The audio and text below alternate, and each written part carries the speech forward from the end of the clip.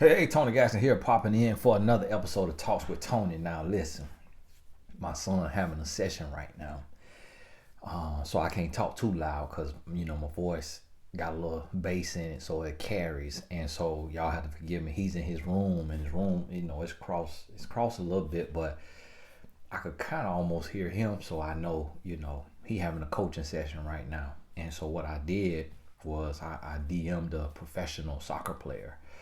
She's a woman. Unfortunately, the women's pro soccer players in like the women's MLS, you know how like the MLS have like Major League Soccer. Well, the women's version of it, they don't make as much as the men. So I just assume that in their free time, they may be open to earning a little side income. And so I offered to pay a young lady who plays on a team near us, but she plays the same position as my son to kind of talk to him. And so he could ask some of the questions because me and his mom didn't play soccer. So I set that up, and I just share that because, of course, it's not something that may be feasible in the budget all the time. I know I can't afford it all the time. I made an offer to her, and I just made the offer much larger than probably what she would have accepted, but nothing, crazy. I offered her $500, an hour, and so I do that every now and then. And I have people that pay me for my VIP sessions, $600 an hour. So sometimes you pay it forward, and I book coaches too. And then one day, if she like what she doing, I might get on my mentor.life, at a more reasonable rate, so other soccer parents can book her. And I got another guy who he works in the soccer arena that can be booked for y'all soccer parents who you want your child to go play overseas, or to know how to get overseas, or how to get on a better team, or what type of league or team to play on, and how college scholarships works and things like that. Like us as parents, we invest in all this time and money. We need that type of insight so we know we doing the right thing, so we not just wasting money. So that's why I try to bring in resources. But that's a side note. But on the same point of that, on my mentor.life, when you click on find a coach and you click on filter, and then you click on subject, one of the subjects is athlete life coaches. So if you raising young life coaches, not young life coaches, young athletes who play sports, and they want to like go play in college or play in the pros, we have coaches on my mentor.life that will mentor them. So understand that now. Understand that. All right, so we got us a letter here. Hi, my name is, she said her name, it's Lil Shady, and I am 32 years old with two children, 6-year-old son and 13-year-old daughter. My husband's name is such and such, and is 34 years old. She's very formal, but I think she forgot this anonymous because she got a first and last name. We have a stepdaughter who is 9 years old. I have a stepdaughter because it wouldn't be his stepdaughter, right? If it's his daughter, it's one of y'all's stepdaughter, right? I come from a broken family, watching my parents physically fight and divorce, and even all the in and outs with the game playing too. I was the kid going down the basement while mom at work and dad had company, and they left beer cans, and I would be curious, not knowing my life was in danger in my own home because my dad is doing drugs with these other grown men that could have took advantage of me. Only God knows. Surprisingly, I still remember many memories, like helping my mom pushing my dad out the door. I remember all the ins and outs my dad was doing and telling me lies, saying he would be there for me or love my mom, for that matter. Just be a family again. For some reason, I never thought I was enough. I never thought I was pretty enough. Had very low esteem, in and out with therapy ever since I was a kid, until I found things to mellow me out, such as programs like Big Brother, Big Sister, Shawnee Boys and Girls Club, basketball, track, dance, step. All my problems went into them. Still, in the back of my mind, I'm still trying to prove. Oh, let me move my finger. I'm still trying to prove my dad wrong and show him what a mess up and what he missed out on. So in everything I did, it had to be perfect. If he was good at baseball, I had to be better. If he was good in basketball, I had to be better, etc.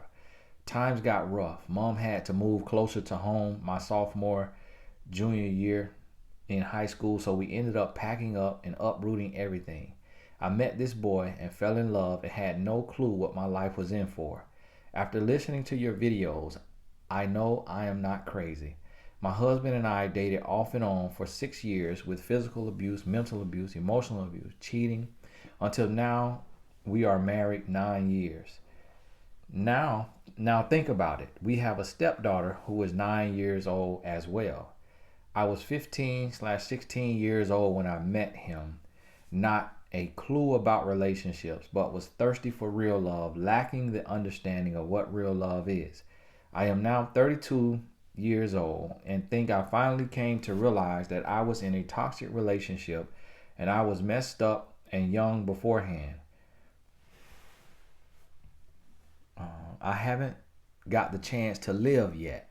Haven't even started my life yet. Nobody could tell me what was wrong. All they can say was he take care of his kids, that I got it good, and that my dad never did that for me, etc. I can give many reasons why I stayed, but it still don't make it right. I need help, and I've always felt that my wings were clamped down. And that's where it stopped. Okay. Well, she said she need help. It wasn't a specific question in there.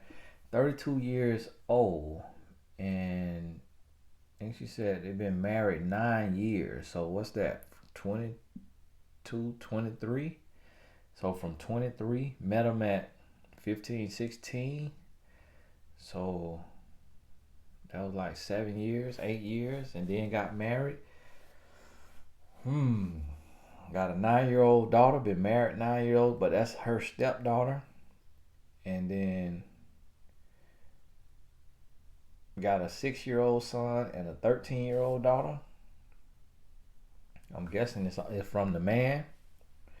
Now, I've talked about this before, and maybe to the lady who wrote in, you could have or could have not seen this. But this is what I want everybody to understand. Now, I want you to understand this, and if it's not for you, then it may be for somebody you need to forward it to. But what I want you to understand is that love, although it is an innate ability, meaning that we are born with the ability to love, how to love properly is a learned behavior. So what we see in relationships growing up is typically what we end up doing or what we end up settling for, because love is a learned behavior. Just like we have the ability to hate, hate is a learned behavior. And discriminate and all of these things, that's stuff that we learn along the way. And so what you have to realize is, even when it comes down to somebody not liking their skin color, my youngest son, he's lighter than me because his mom has, Indian Jamaican in her as well as black Jamaican. She black Jamaican and Indian Jamaican. And so basically black and Indian. And my youngest son, he said, "Dad, will I ever be your color?" He said, when I become a grown up, will I be your color? And like when I come up, the darker you were, the worse it was. That's what the world tried to make us feel. And so now I never want to be light skinned just because I just not a huge fan of light skinned guys. Both my sons is light skinned and I love them. But outside of that, I really, light skinned men. God bless y'all now. God bless y'all now. I just never wanted to be light skinned for whatever reason. And my mama's really light. My mama like my wife color, maybe even a shade lighter. For my son to ask me that, I'm like, man, so he like my skin color, like he want to be my skin color. And then when he drew a picture, he drew my wife Peach, and he drew my oldest son Peach, and then me and him brown. He a shade or two darker than my older son, but he like my skin color. So it let me know that to not like darker skin is learned. You taught that a lot of times based on what you see and what people saying.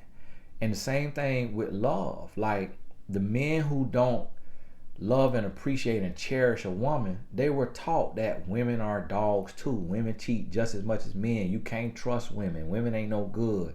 Women scandalous. Women this and that. And you taught that. And then when I was reading the Bible from the Old Testament, I called my daddy. I'm like, I need some help now, daddy, because it looked like a lot of these women in the Bible is conniving. Like, I'm going down the list and I'm like, I'm seeing a lot of misappropriation of power and influence, you know, from Delilah and Eve and I can't remember, it was Leah and Sarah or whoever, Leah and Rachel were fighting each other and lying and, you know, and tricking each other. Not tricking like, you know, sleeping around, tricking each other, and somebody hadn't stole something from their daddy and the daddy came to find them and she stayed on the horse talking about her period on. That's why she couldn't get up to hug him, but really she hadn't stole something and had it. And I just kept seeing all this little here stuff and I was like, hold on now, daddy, I need to see something, you know, and women having men killed and all kind of stuff. And then you get down to Jezebel, so it's like a man to read that and just go to thinking like, whoa, and then that stuff will be taught. Think about these old school pastors, you know, that done read the Bible and they think they're a theologian and they just see this theme of women tricking people and may forget about the men, what the men doing, and then they teach that. And so a lot of guys just don't know how to love and appreciate a woman because we're not taught to trust women. We're not taught to love women. We're taught to use women. We're taught to control women. And just like what she said, my husband and I dated off and on for 6 years with physical abuse, mental abuse, emotional abuse. So here he learned this from somewhere. He probably saw his daddy do it or his brother do it or his uncle do it. And then he took it out on her even though they was young when they met. So think about this now. And if she was 16, that means he was 18. So his butt was a little too old. And so he was grown before she became grown. And if it was 15 and he was 17, okay. But then he turned 18 to 16, okay, 19, 17, too old, buddy. I about said his name because he got a name here and I keep looking to the email. So this is what you have to understand is just because you have history doesn't mean you have chemistry. And just because you have chemistry does not mean you have love. So you have to understand this, and you can't stay in something just because you done been there for a long time.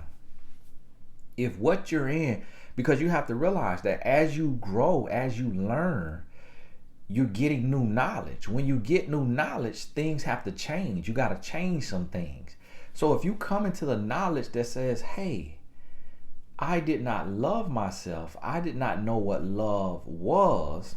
Now everything I've gone through, I realized it was not love, but it was abuse. And I was operating from self-hate, and that was not love, that was abuse. I need to grow. I need to change.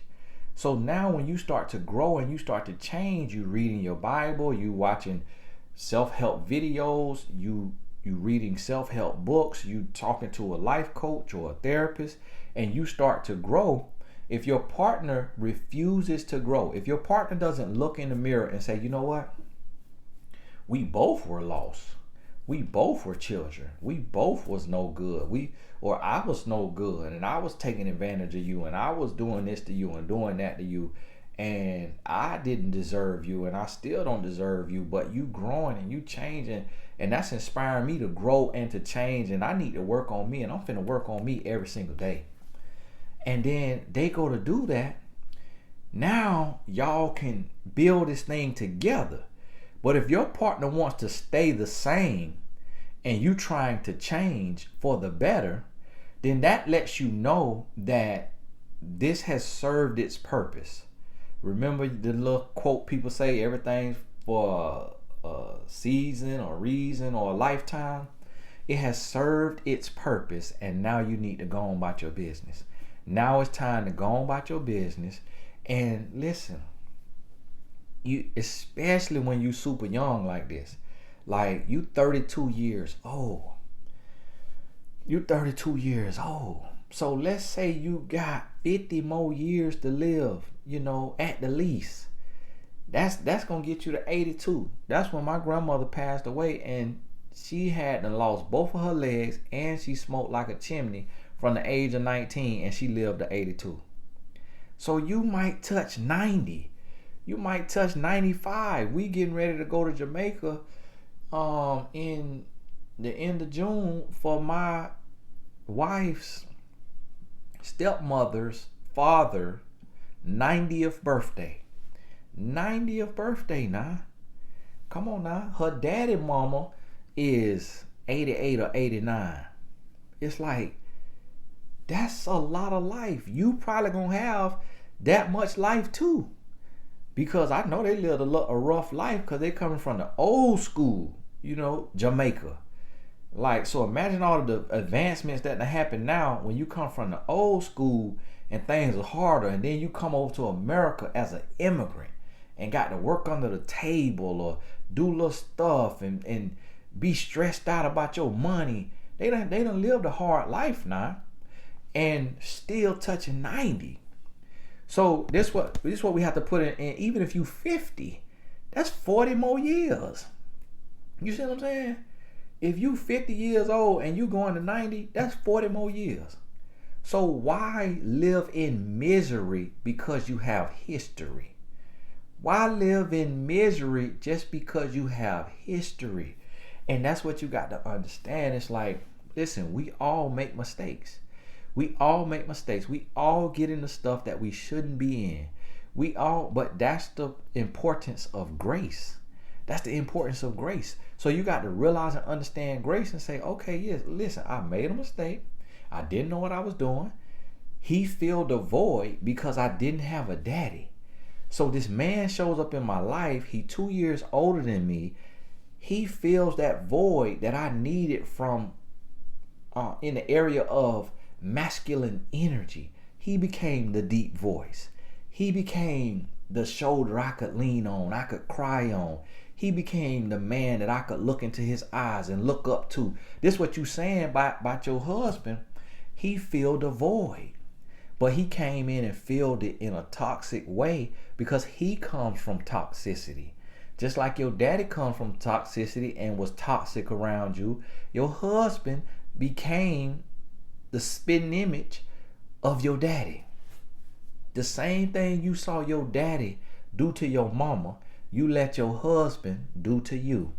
So now when you are an adult, and like you say, you done found my videos, what does that represent? New knowledge. When you get new knowledge, now it's the truth is illuminated to you. So now you can say, oh, now I know better.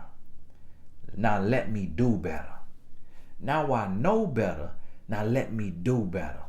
Now see, when you should not divorce is when the two of you are working together to grow and to change and to be better. But if you done been cheated on, the vows already broke.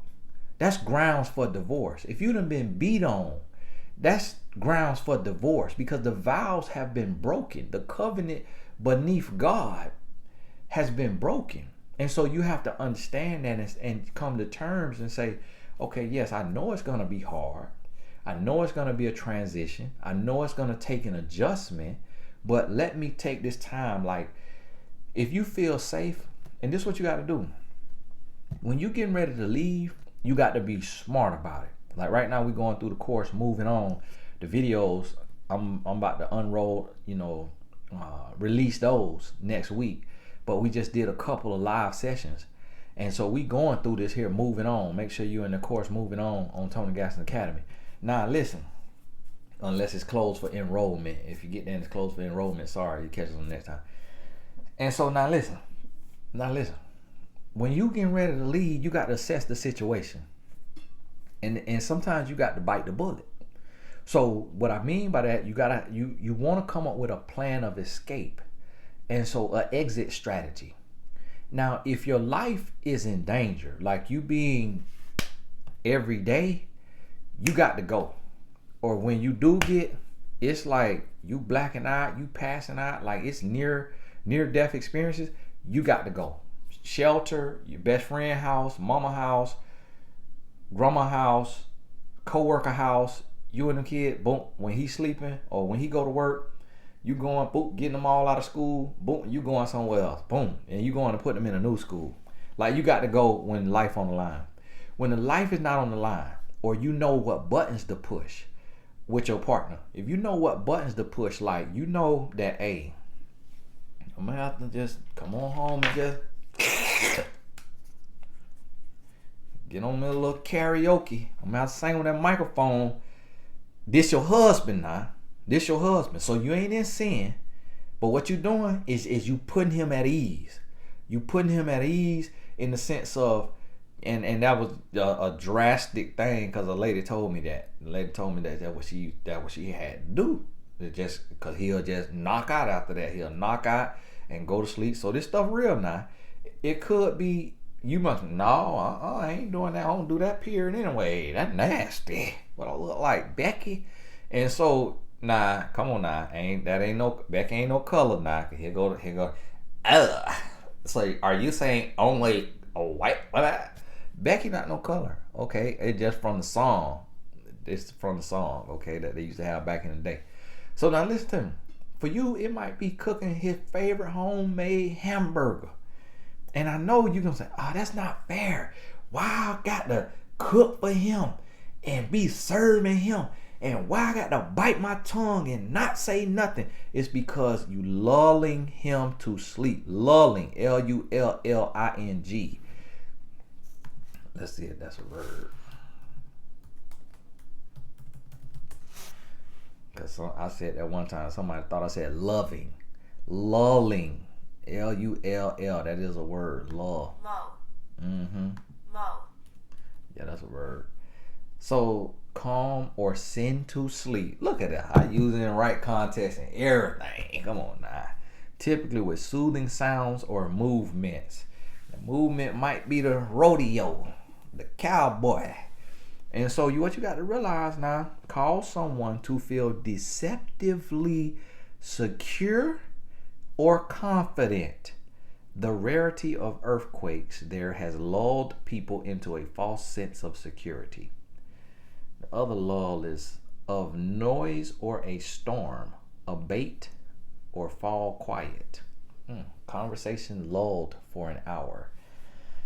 My business partner just used the word abate on me yesterday, and I was like, abate? I was like, man, don't be throwing words out now. Abate of something perceived as hostile, threatening, or negative become less intense or widespread. Okay, cause to become smaller or less intense. Abate. All right. Got my new word. How you say it? Abate. All right. Okay. Got that. Lessen, reduce, or remove. And so now what you want to do is in this, now you're about to abate his anger. You're about to abate his demands. Now you about to abate.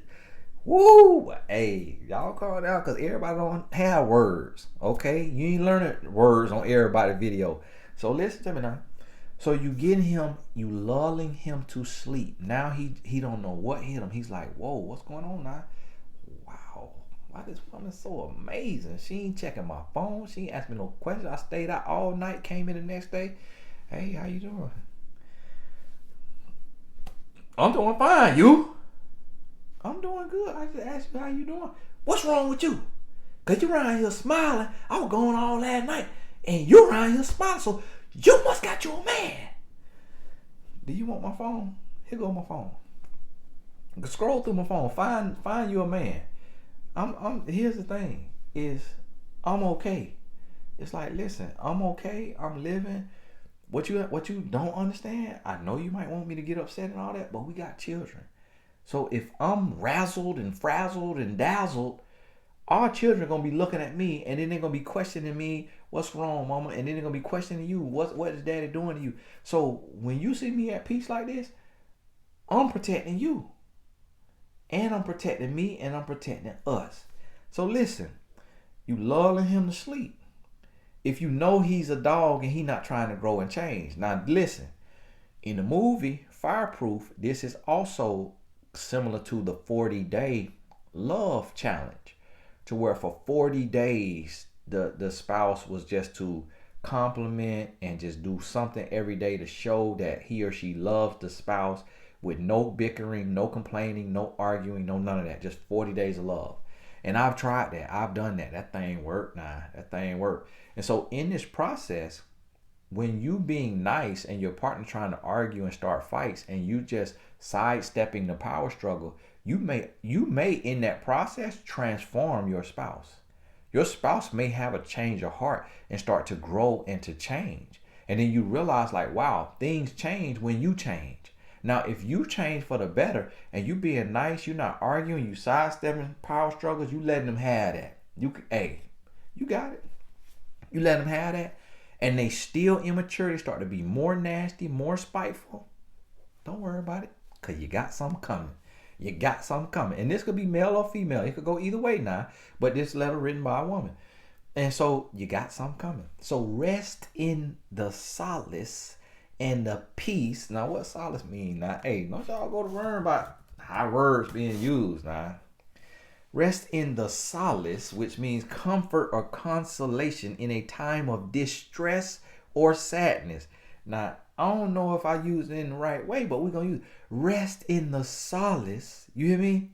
So that now you in the solace of your plan, because you know you got an exit strategy. And now what you're doing is you stacking up money. You either getting money from friends and family if you can't work, if you can't go to work because you stay at home mom, or you try to find online work. You try to find some online work. It's virtual assistant work online. It's what you know, like the customer service. Cause I be calling in to Bank of America, Wells Fargo, Chase, all it right here, American Express, and the woman on the phone and the baby in the background.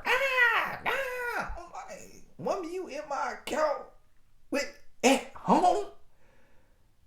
Let me hang up this phone.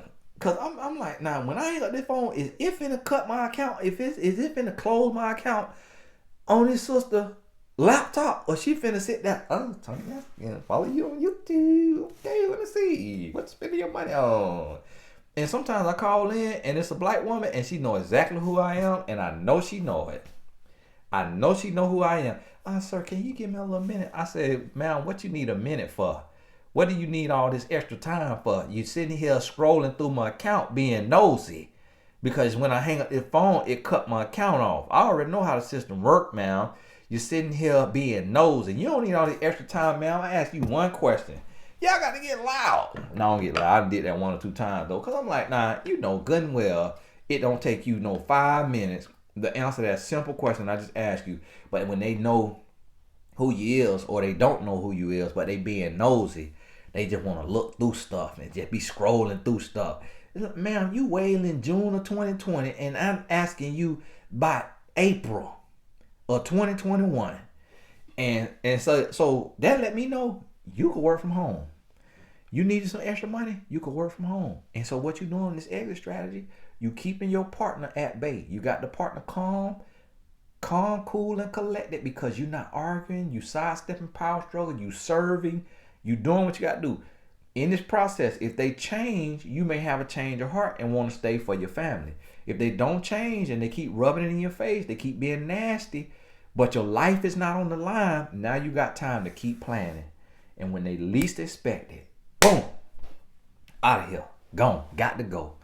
Hasta la vista, hasta luego, hasta la vista, baby. I'll see you later. So listen, be okay letting stuff go when it's time to let it go. Come up with your plan and be okay moving on with your life, because you got so much life left and you're blocking your blessings by holding on to something that's dead. It's done. When your love of your life is waiting to enter your life after you let go and you heal and you renew, and now you can receive. Hey, this is Tony Gaskins. God bless you. We'll talk soon.